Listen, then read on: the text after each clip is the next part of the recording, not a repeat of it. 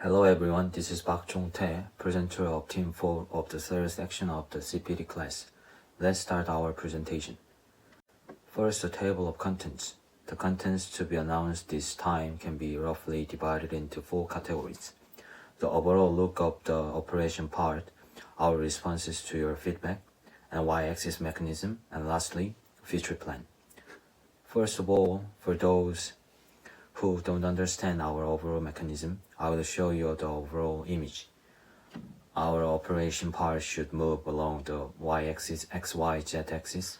xy moves at the same time and moves to the desired cell position through xy coordinates. The part moves after finding the xy coordinate, move it into the z direction to take out the cell and move it to the location for the user back.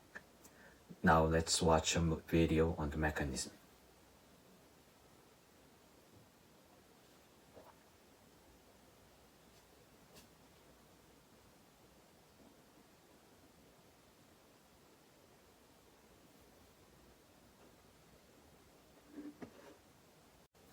Several comments came out of last week's peer feedback. Among them, I will talk about marketability that most mentioned. It is not only convenient to use in hospitals or nursing homes, where people with physical disabilities are located, but also to maintain security such as government office. I think it is suitable for storing a lot of necessary written documents. The prices of the parts are as follows. Objects that are applied to exist bookcases and closets such as wood and rails are made of wood. The price difference varies greatly depending on the type. So we only measured the price of the operation part. The most expensive part is a y-axis operation part that required large force.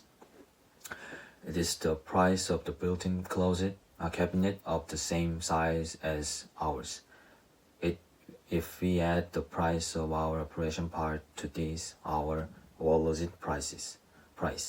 This may be a little bit expensive, but it is sufficient for the specific target audience like hospital or government office. I think they can make these expenses.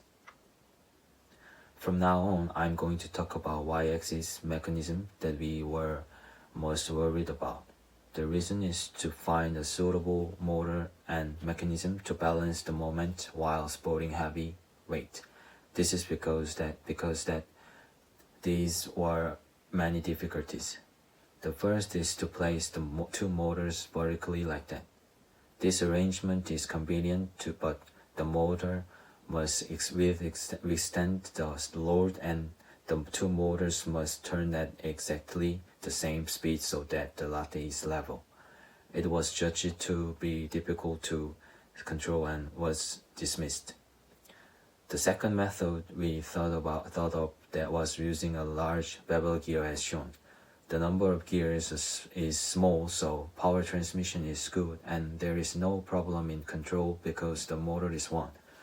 However, due to the nature of the bevel gear, it is difficult to transmit power to two bevel gears with one motor, and the size of the gear is large, so the size of the operation part larger, greatly reducing space efficiency. The third method is to place multiple spur gears.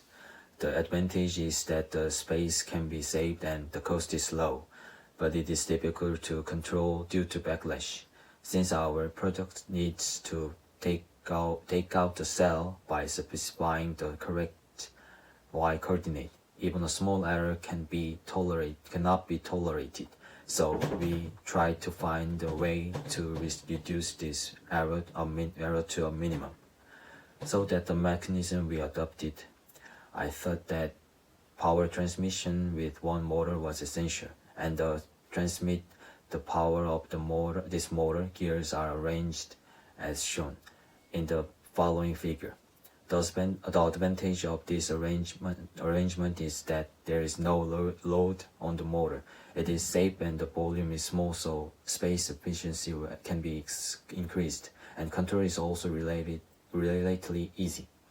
Next week we'll be adding details about the CAD we've done so far, as through ANSYS we will quantitatively calculate force and noise, and we would like to try coding work to simulate these products.